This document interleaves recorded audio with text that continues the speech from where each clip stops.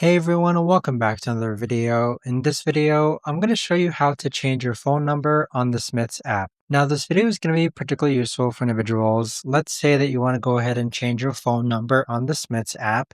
How do you actually go ahead about doing so? Now this video is going to be short, sweet, and simple guys. There's not going to be a lot of steps involved.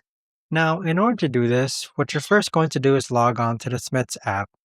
Next, click on your profile icon on the top left-hand corner. Afterwards, scroll down and then click on Profile Information. So on this page here, you can see that you can change your name, you can change your phone number, and you can change your email address. Click on Change Phone Number and then simply follow the on-screen prompts and there you have it. But that right there, guys, is the best and easiest way that I know of to actually go ahead and change your phone number on the Smiths app. If you guys know of a better or easier way to actually do this, let me know in the comments down below. I would love to know. Thanks so much for watching everyone, and I'll see you guys all in the next video.